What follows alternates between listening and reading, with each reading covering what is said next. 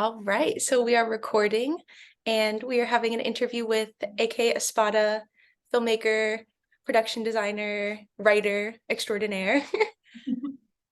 And as a writer, director, production designer, and visual artist whose work has been screened at the American Cinematheque and MoMA, how does your background in production design and visual art impact your current filmmaking practice? Well, I think it informs it in pretty much every way because I've been making, short films in some form since I was a kid, but they didn't really start to get, I think, kind of like immersive and good until I started getting into working in the art department. And well, actually before that, yeah, I mean, I was doing a lot of kind of art heavy films without really realizing it. And Mhm. that's how I found that path. But it's just like it's world building, it's character building that you can do so much by just creating a character's bedroom Mhm. and the things that they surround themselves with. You don't have to. I think it was like exploring how do I do exposition without having it all be in dialogue, because that's sort of the screenwriter's worst enemy is expository dialogue, unless, there's some stuff that you have to have said, but there's a lot that doesn't have to be said. So it's really informed a lot of my instincts and the things that I do. And I think it always is going to be one of the most important things to me.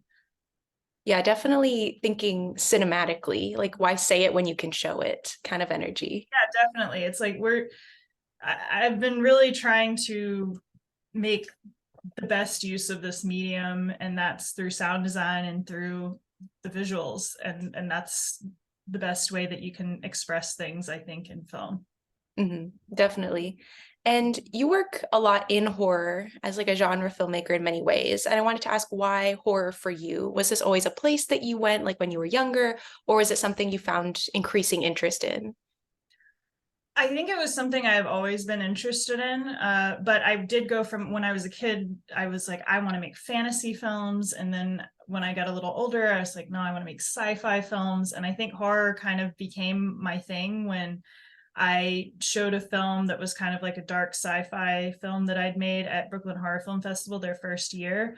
And I just realized these are the people I want to be making things for. I loved the audience. People were so enthusiastic, and horror fans are really loyal.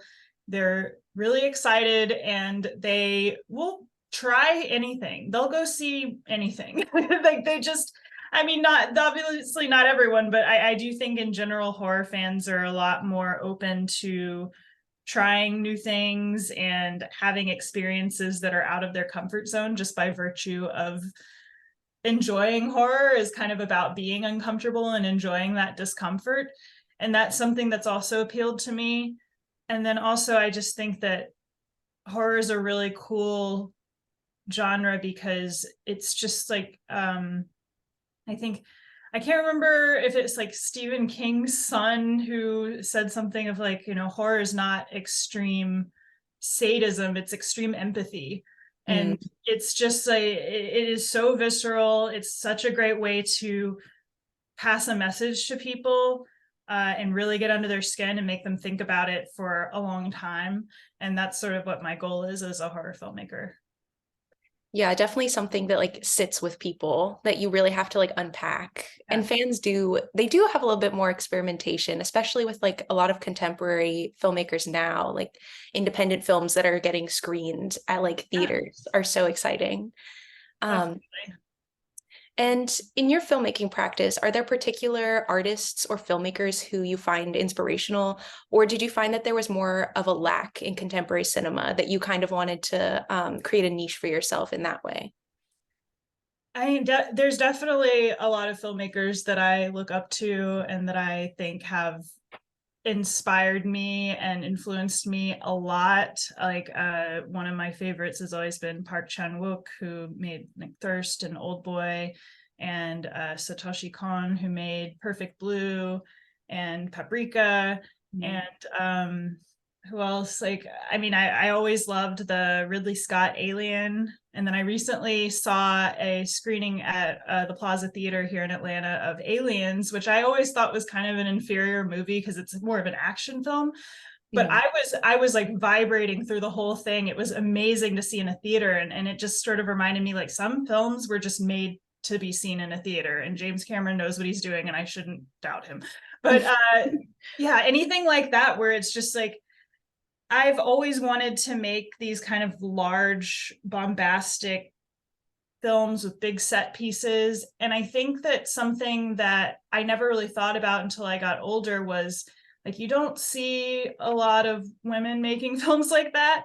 Mhm. And I don't think that's ever necessarily slowed me down in trying to achieve that. But it is something I'm always searching for. I'm trying to find, I feel like it's the type of films that people give us money to make, or like they want us to make like small, elegant, really Mhm. beautiful, slow pace. It's like that's just never been what I want to make. And so I'm always kind of looking for that. And I'm really excited like one of my favorite films of last year was one of also just the most insane looking productions, The Woman King, Gina Prince Blythewood. I mean, that was incredible, and that was so inspiring for me. And not exactly genre, but Mhm. I mean, it's a war film, so it sort of is. And I just was really, really inspired by that, and I hope to continue to see more of that. But yeah, I mean, like I'm in the same camp with a lot of horror people. I love the Ari Aster films coming out. I love what is his name? Lorcan Finnegan, who made he made Vivarium. I loved Vivarium, and I liked also Nocebo, which he just came out with I think last year maybe. But yeah, I mean I think there's a lot of really cool things being done in the horror space. Oh yeah, Censor by Pano Bailey. What's her name? I know Pano who you're Bailey talking. Bond. She's cool. She's Mhm. great. I hope to see like way more stuff from her. Mhm. And obviously Julia DeCournau with Raw and Titane. I love them. So Mhm. really inspiring to see that it's like people are giving women money to make these crazy things, and it's Mhm. it's going to keep happening, and it's going to keep getting better. And so there's hope. Yeah, there's definitely a lot of like really fun things to be energized about, and like this kind of bombastic style, which is being spread out a little bit more and having Yeah. like world textures come out. Yeah, and I wanted to ask a little bit thinking about different genres and like play. Can you speak to kind of the various genre blending in your films? A lot of your films, like Back to the Woods, is described as magical realism. This Is Our Home is an urban horror fantasy, and your film currently in post-production, I Could Just Die and That Would Be All Right, has been described as horror fantasy set in the Southern Gothic landscape, and as well as a dark fairy tale thriller. And I wanted to ask if this blending of traditions is a place you always thought of going with your filmmaking, or was it a continuous evolution that you found you were deep, like gathering more information from like literature, I guess? Yeah, definitely. I mean, I think anybody who writes and makes stuff is not just inspired by their own particular medium, but also by books and art and everything going on around. And I think all of those genres are ones that I've always just been interested in. And I still just, I think I classify myself just as a genre filmmaker in general. And, but with, I definitely think I have like a pretty strong affinity for the horror genre, and the horror genre is so broad. Like I showed my films at Uptilt Film Festival in North Carolina a couple weeks ago, and this guy came up to me afterwards and was like, "I loved your film. It's not really horror." Mm, I was like, well, I mean, what is horror though? I mean, I don't think it has to be what maybe the traditional idea doesn't need to be like torture and bloodbaths to be a horrifying concept. And I think I learned that from going to horror film festivals, where I'd say 90% of the films are not have no jump scares, have mm, no very little violence, mm, but they're still, they get into your gut and they freak you out in some way. mm, And I think that that's another cool thing about the genre, is that I think horror really, really is a place where genre blending is explored consistently to the point where people don't even really think about it. They just still, like I just call all my films horror. They have a lot of different facets, but they all fit into this one really broad genre. Yeah, it's definitely interesting with how people perceive genre. Horror fans are very like up on their stuff, but also depending on like who you speak to, like some people think true blue horror means you have to have like a slasher and there has to be blood. And I've seen many films where they're funny films and they're horror films. Yeah. So it's definitely more broad now.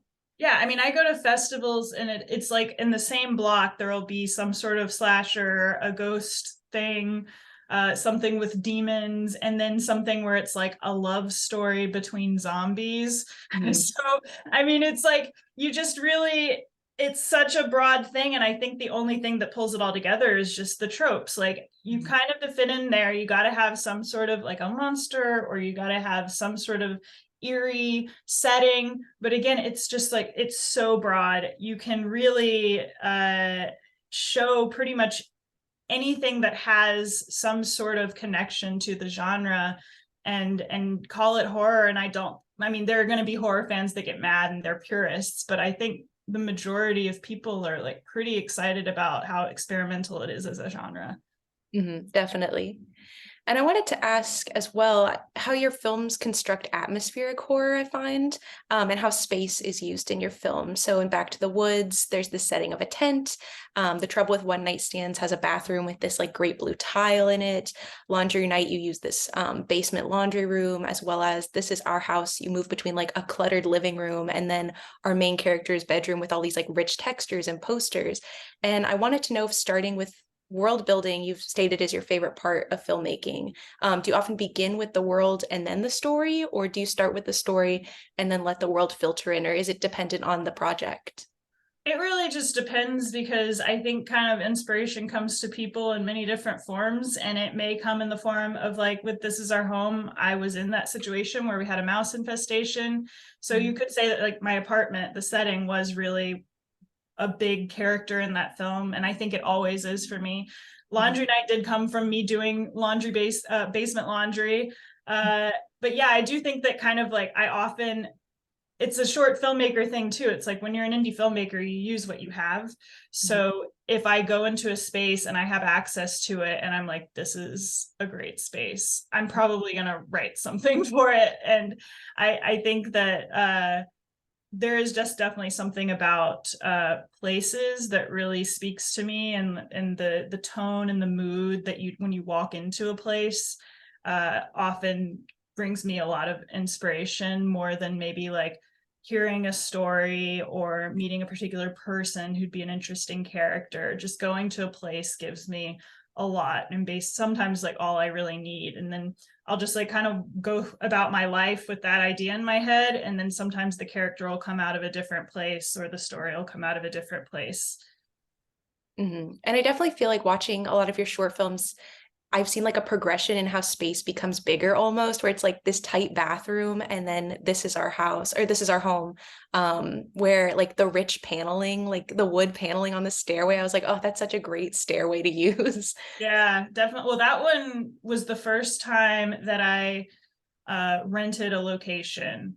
And that was something that our producer found. It was just this guy, this really cool French filmmaker guy who rented out his apartment on Airbnb. And we hit him up and we're like, can we shoot a film there? And uh, even though he's a filmmaker and he must know how obnoxious film productions are, he let us do it.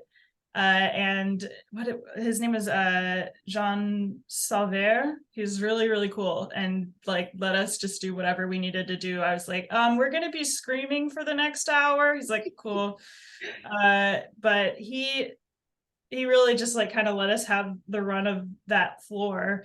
And at one point we were just like, we can't let the stairway go without shooting in it. So I think we added that shot of her walking up the stairs, but it ended up being pretty important.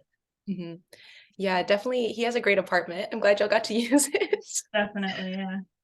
Yeah, and I wanted to ask about thematically in your films, there seems to be a lot of interpersonal conflict between characters, which is fascinating to include in like a short format because there's not a lot of time. With Back to the Woods, there's a husband and a wife. The Trouble with One Night Stands, a man and a woman. This Is Our Home, you have the roommates, Dina and Ruya. And your films emphasize this idea of people not understanding each other, it seems. How do you approach interpersonal conflict when you write and direct? Is that something you often think about with your films? That's a really, really good question. And it's also like really smart that you came up with that, because I don't even know that I recognized that until you said it. But yeah, I mean, I think people make films for a lot of different reasons. People make art for a lot of different reasons. And I think for me, it's always been about just, it's kind of the way that I connect and communicate, because misunderstandings are such a big part of life. And I think I've always been really interested in characters who just can't understand each other's point of view. Uh, and so for me, a lot of times the heart of a film is just two characters trying to understand each other and failing, Mhm. and the consequences that that can bring. So yeah, I mean, I like, what is film about, or what is anything about if it's not about humanity? So Mhm. I think, you know, one way to do that on a really small scale is to just boil it down to the kind of mundane connection issues that we struggle with in daily life. Mhm. There's a lot of horror to be found in that like misunderstanding, and the way it comes across in short format is very masterful on your part, I believe. Yeah, not a lot of like dialogue heavy, a lot of like he said, she said, but a lot of this use Yeah, of space and like a lot of use of tension I find in a lot of your films. I try. It's definitely been a process in learning to not have all the exposition and all of the conflict be in dialogue. Mhm. That's something I'm still learning. Mhm. Yeah, how do you understand your own script? That's often a miscommunication between writer and the process. Yes, for sure.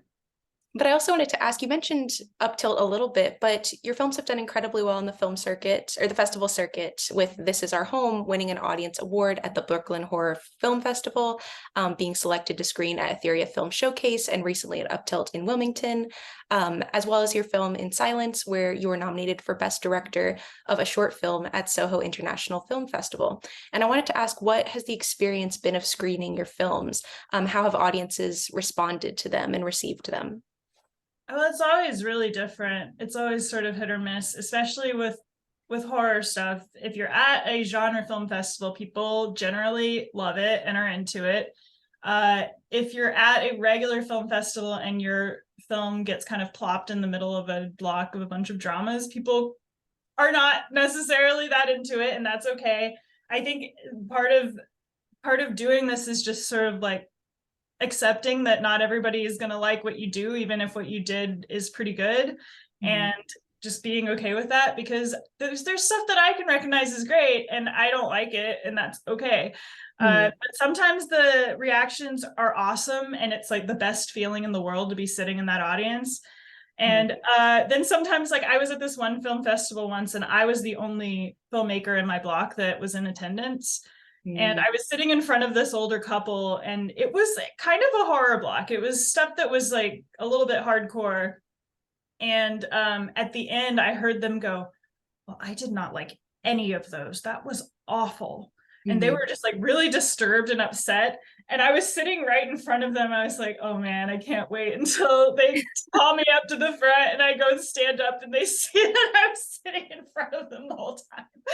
And they called me up and I went up and did the Q&A. And when I turned around and looked, those two people were like, oh, they were so embarrassed. But I mean, I don't care. I understand, like, it's not for everybody. I didn't go into this genre thinking that I was going to be making, you know, Back to the Future. Well, Mhm. maybe I'll make a Back to the Future type family friendly film one day, but I mean, that's just not really what I'm trying to do right now, Mhm. and maybe ever. And that's fine. It's like they're not always going to be crowd pleasers, but for the right crowd, definitely, that's I'm looking to please a very specific crowd of people, and if they're happy, I'm happy. Yeah, I can understand how that would be difficult. Like if one film, which is a horror film, is amongst like a bunch of dramas, or just depending on like the slot of like the time of day, like if it's earlier in the day or later in the day, like who you get in Mhm. those different slots can really impact your experience. But yeah, I'm sure they were surprised to see you. It's yeah, for sure. And like sometimes, we did this one small screening in New York of This Is Our Home, and it's like that's a very New York centric film. It's about a topic that every New Yorker has dealt with, a rodent infestation. So the reaction there was the best ever. It was insanely good. People were so into it. And I thought, well, I think we're going to have our best screenings ever just in New York, and we're not really going to do that well anywhere else. But then I've had little screenings. It's played at a couple of screenings in Atlanta where the reaction was also really, really good. So you just really never know. You might go in thinking like the crowd's going to love it here, and then it's like very meh. And people Mm. don't really laugh at the right parts, and people don't like at the right parts, and you're just like, wow, what a letdown. But you just really never know, and you have to kind of go into it with an open mind and just hoping that somebody in the crowd likes it. Yeah, I find I teach a horror class, and typically these are like all very established films, but I teach pretty much a lot of women and people of color. And sometimes it amazes me how split the room is, where it's like they'll Yeah, hate it and some people will love it. Usually every week, that's what happens. that's what I mean. I love a film like the film Vivarium I was talking about earlier. I thought it was brilliant. And Mhm. then I showed it to my friend who liked it, and she watched it with her roommate and her roommate's boyfriend, and they hated it. Like they wanted to turn it off in the middle of it, and then they finally watched it to the end, and her boyfriend was like upset of how he thought it was awful. And I'm over here, I'm just like, I think it's so good, So it's you just really never know. And I know that's all films, but I think horror is like a pretty divisive genre in general. Yeah, I find it so personal, and people they hold a lot of like physical or at least like emotional like connection. So if something does or doesn't meet expectations for them, it's very difficult for them to grasp in some Yeah. ways. That's true. I would love to see the list of films that you watch in your class. Yeah, I'll definitely send it over. It's a lot of fun stuff, a Yeah, lot of contemporary stuff. I'm always looking for recommendations. Mhm. And I watched your interview with actress Courtney Locke, who is starring in I Could Just Die and That Would Be All Right. And both of you highlighted support and comfort on set when dealing with heavy subject matter. As someone who's worked in different roles as writer, director, sometimes editor, production designer, and even actress, how have these different roles informed how you choose to conduct your sets? I don't think that every director has to do this, but I've just always been the type of person that like I want to try every role that I can so that I know how to communicate with people who are doing that role better. Because like obviously I'm going to be hiring people who are way more expert at that job than I am, Mm. but I want to know what they're up against, what they're dealing with, the types of deadlines they're having to deal with, and what like the problems that they're going to have. So I've really tried throughout my working in film career to work in a lot of different departments before I finally like joined the union and settled on art department. And it's all really helped me a lot because there I just feel like I've worked with a lot of directors who never had any on-set experience before they became directors, Mm. which first of all I don't really know how you do that, but well I do, but I don't have those kinds of connections. Mm. But it's just hard to work with people sometimes who don't really know the language to use to talk Mhm. to you. They don't really understand what your job is half the time. And I think part of the empathy in general is not just with the actors. It's like you got to kind of be that way with everyone, especially when you're filming heavy stuff. Like when we were shooting some of the scenes and I Could Just Die, our first AD, Landon Kovalik, he was so great about just going around and being like, hey, everybody, so we're going to be pretty quiet during this part, and we're just gonna let AK go in there and talk to Courtney for a bit, and then when she comes out then we're gonna shoot. And so it would just be like really quiet. The whole crew was so respectful Mhm. because I mean they don't have to do that, they're doing their jobs, they're going around building things and putting things up, and uh, Mhm.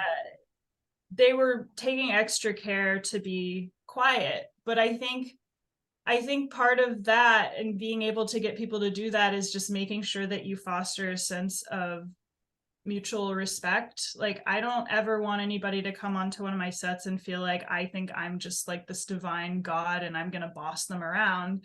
Mm. I trust their judgment. That's why they're there. So I want them to be able to talk to me if they think something would work better.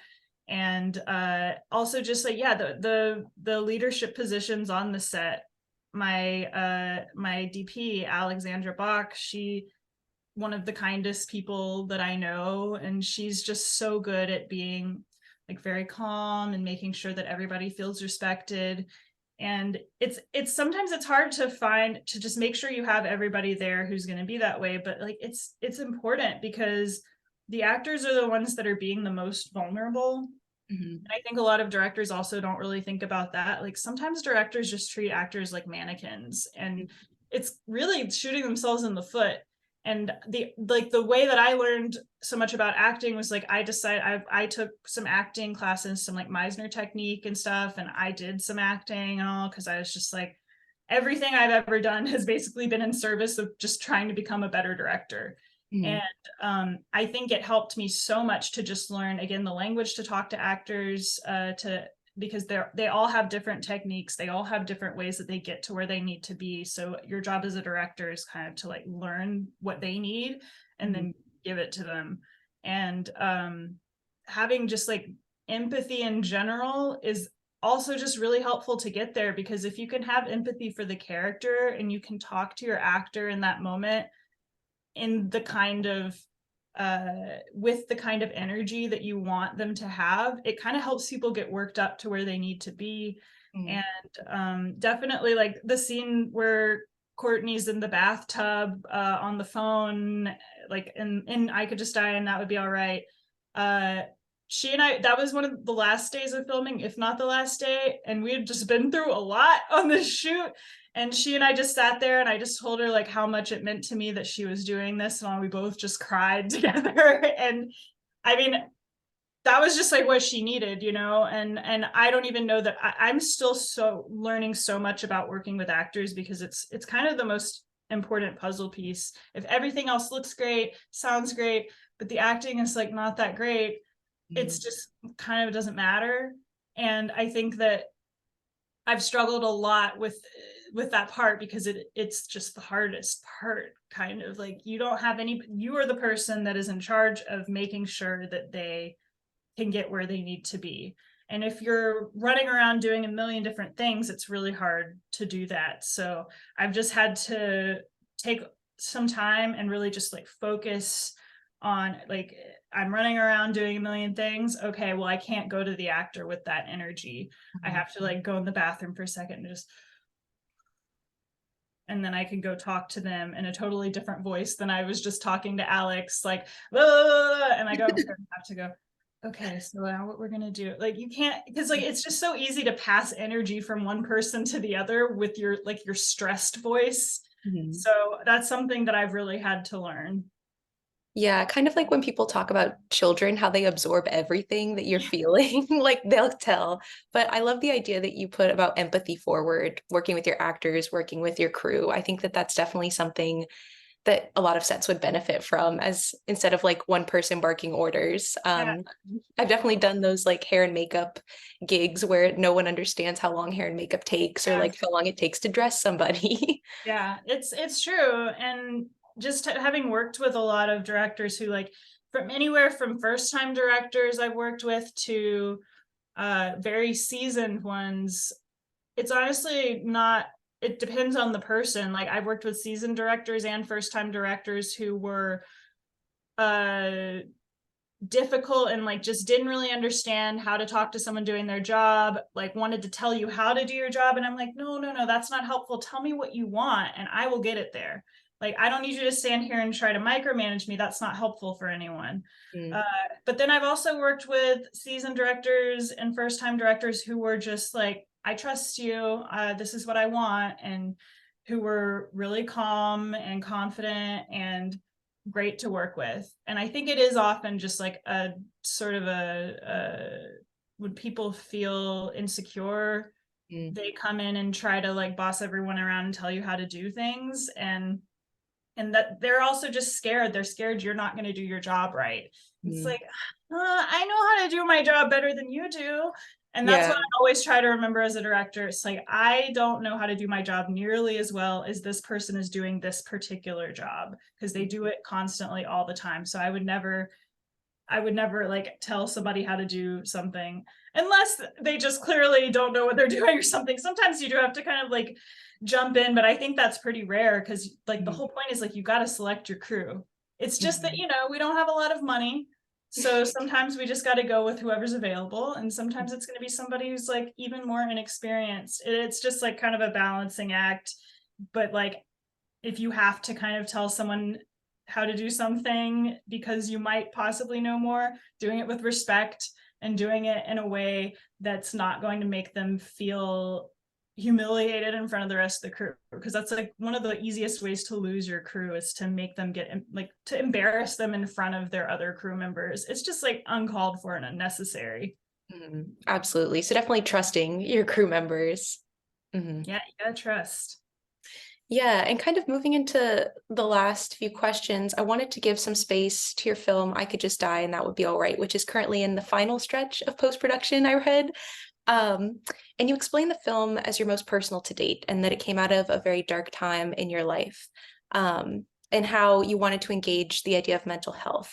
On your crowdfunded page, you explore the idea of world building in the film, talking about whimsical wallpaper patterns and fabric textures will help us connect to the fairy tale tone, but the home must not call too much attention to itself. The color palette inside is almost monochromatic. And you list several films that inspired you, such as The Babadook, Repulsion, and Eraserhead.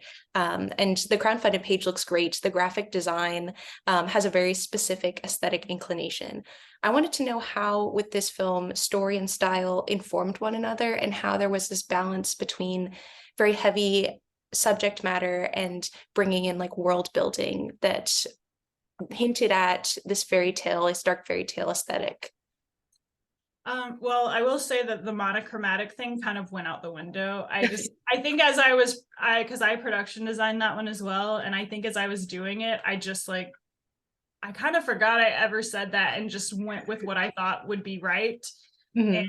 so it's definitely a pretty colorful film, but I really wanted to make the house feel like almost the outside was being brought inside, because in the film it's about this woman who's just like profoundly depressed and she can't change it. She just doesn't know why and can't do anything to make it better.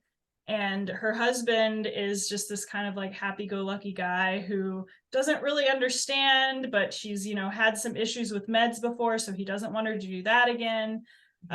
So instead, he's just like, he doesn't know what to do, so he's resorted to just wallpapering and painting their house and just like making their house look nice, hoping that that'll cheer her up.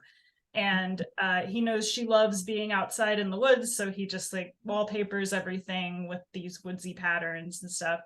And I mean, yeah, it's I think the thing is like, I talked to a lot about when we were planning this film. Alex, my DP, she's a very story first DP. Like any kind of camera move, any kind of lighting needs to be motivated by what's happening in the story.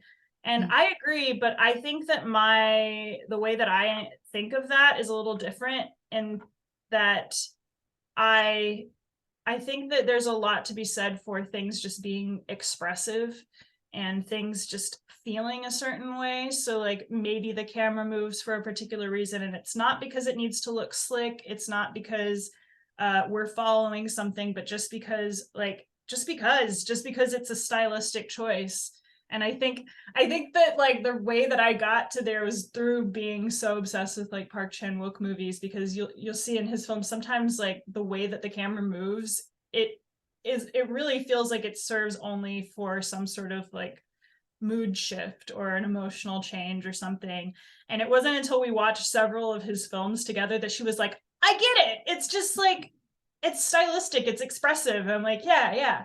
I just feel like Um, this is also the time, like when you're starting out, when you're before you are, you know, a first-time filmmaker having made a feature, you got to kind of just like be as weird as you can and be as expressive as you can, because you're still figuring out like what is my vision, and how am I going to show that to people so that when I do make a feature, they know what it's going to look like. And, you know, not exactly what it's going to look like, but they'll have an idea of what it'll feel like. Mm. And so it's like I could go way simpler, but like, why do that when there's so much to be said with not just the set deck and not just the dialogue, but also just with the way that the camera moves and the way that things are lit. And I just think that there's so much of the world also in those things, and that often like the way the camera moves does more than tell the story. It really expresses emotion, because the camera is the eyes really of the viewer. So it's like, how are you experiencing the story? That's influenced by the camera. Mhm. uh, and that's just like the way I think of camera in general. So yeah, I mean, it's like there's so much also to be said for having a very minimalistic kind of style. And I think I've explored that before with In Silence and with Back to the Woods. Um, and I'm sure I'll try that again at some point. But right now I'm definitely in my like maximalist phase where it's just like, let's make sure that everything is as expressive as possible. We don't have much time in a short film. Let's use every second of that to express something, some sort of emotion or idea. Mhm. Now, I definitely love like maximalist material texture in film. And that was kind of what I was thinking about with that question. With, I think sometimes people could see if this film on the outside, a film about mental health and content that's very heavy, wouldn't you want to pair it with like being very minimalistic or very dark, or specifically just removing a lot of excess? But I think style can in many ways enhance, or they can be combative and still work. Yeah, for sure. I mean, like I can also totally see like this film, like every film, could have been made a million different ways by a million different directors. And I think I could have definitely, I mean, you know, I guess originally I had planned to make it in a much more monochromatic palette, but that just didn't feel right to me when I started working on it. And it I would love to, honestly, one day I would love to do an experiment where it's just like every like 10 different filmmakers get the same short script and just make it, and we all see how different they are. Because I think that's endlessly fascinating. But I think I was really focused on making sure that I could just die, because it's my biggest project to date. It was my most ambitious. I wanted to make sure that it was just 100% me. Like anyone who watched it would just understand me and as a filmmaker and just as a person. And it's also very like it's really heavy, dark subject matter, but it's also very humorous and uh surreal and weird, and there's just a lot going on. It's got a lot of dark comedy in it. And I think that that just kind of comes from a place of my own personality. Like, yeah, there are definitely times when I get really dark. Um, Mhm. but even in those times, often it's just like this kind of, there's such a bizarre nature to the worst times in life. And Mhm. I really appreciate how bizarre and surreal it can be. And I think in order to highlight those really dark emotional moments, there has to be some levity. Mhm. And for me, I also just don't want to make the types of films where someone's like, wow, that was beautiful. I'll never watch it again, though. It was so depressing. Like, I Mhm. want people to watch my films more than once. Those are the kinds of movies that I love.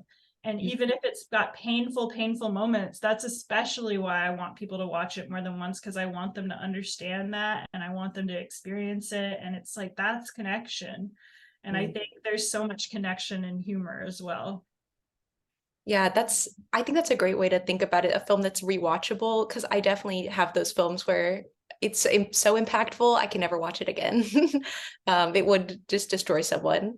But I also wanted to ask, with I Could Just Die, could you speak a little bit to the use of monstrosity in the film? I'm a big monster girl, both in the thematic sense and the practical sense with the work of creature designer Diana Robertson. I know it's being kept very hush hush, so you can definitely keep it quiet if you'd like. Oh, I mean, so the thing, I wouldn't even say it's being kept very hush hush. It's just we didn't have money to make a monster suit for this movie. So it was very much like so I worked with Diana Robertson, who's really awesome. I met her through she had a piece of art in an exhibit at Center for Puppetry Arts. So I reached out to her and we talked. And she ended up making like a maquette of what this creature would look like, knowing full well that like I was like, I don't think we have money to actually make the creature, but I want to be able to know what it looks like so that we can maybe have pieces of it that we see.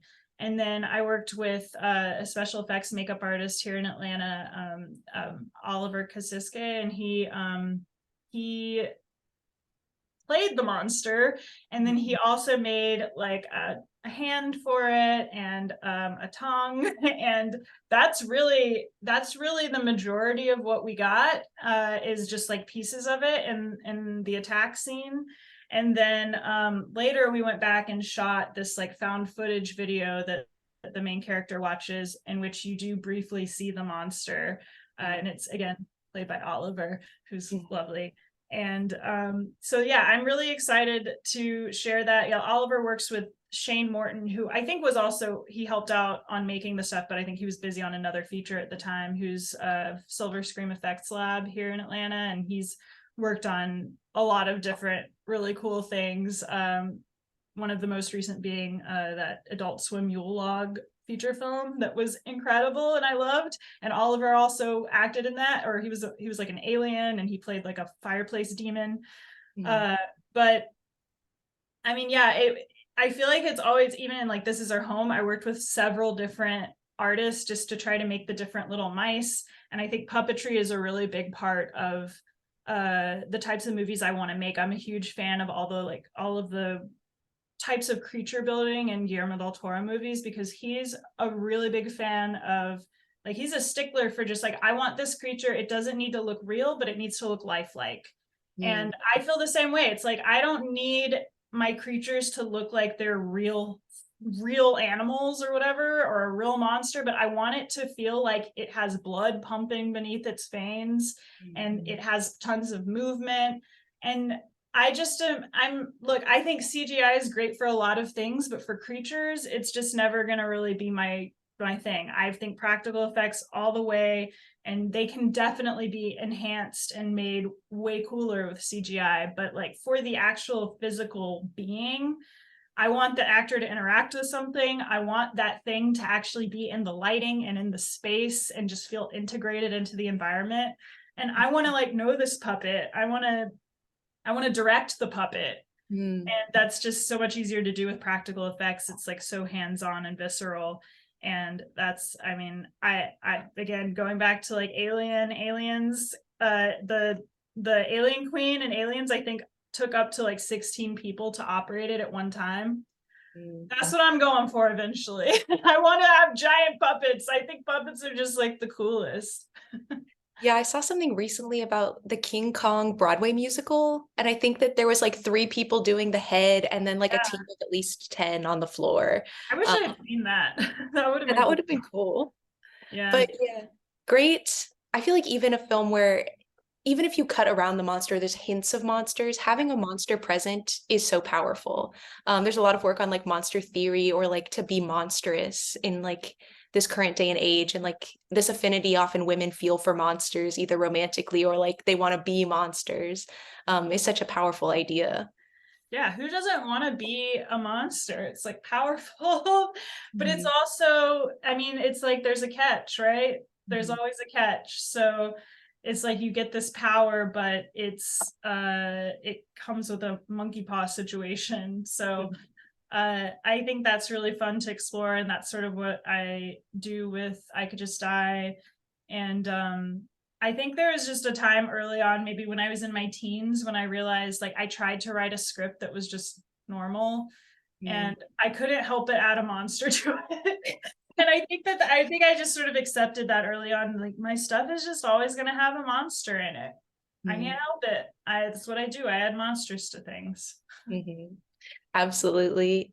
And for our last question, wrapping up, I wanted to ask if there's anything I haven't asked you about, if you would like to talk about, or anything with I Could Just Die that we haven't talked about, or maybe what your favorite puppet is, as you are a self-described friend of puppets.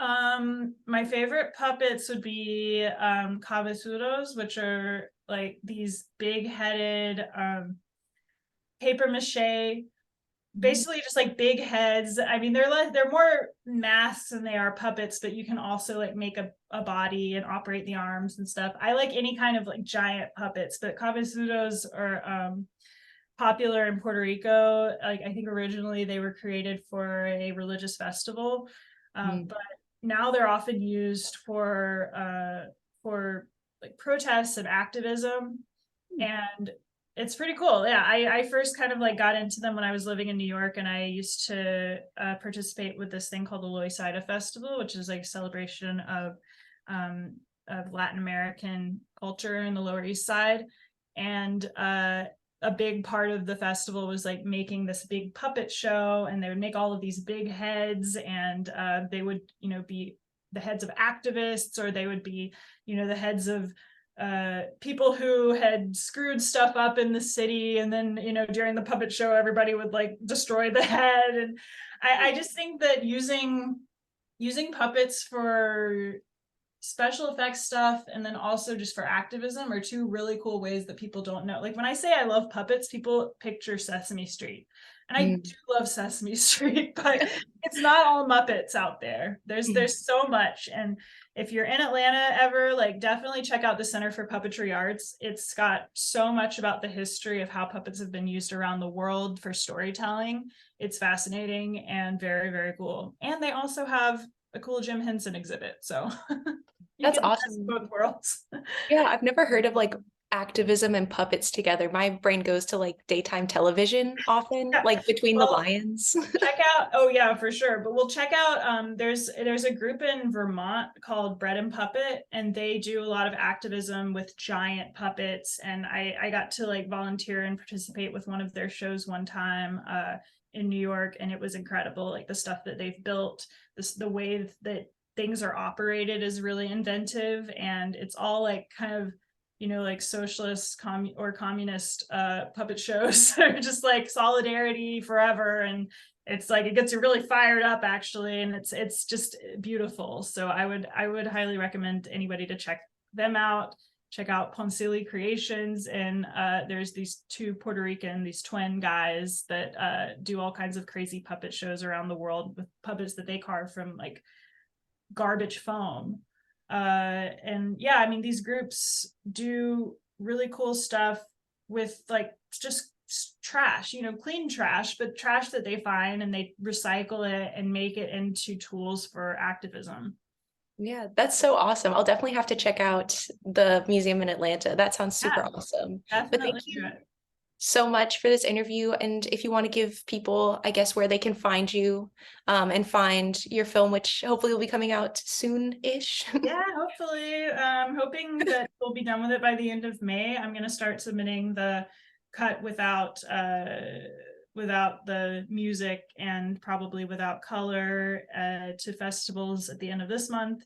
Mhm. And you can find me at my website, which is akespada.com, or on Instagram at AK Espada. And yeah, so thank you so much. This was really fun. And you have some really, really, really awesome questions. Thank you. I hope you have a great day.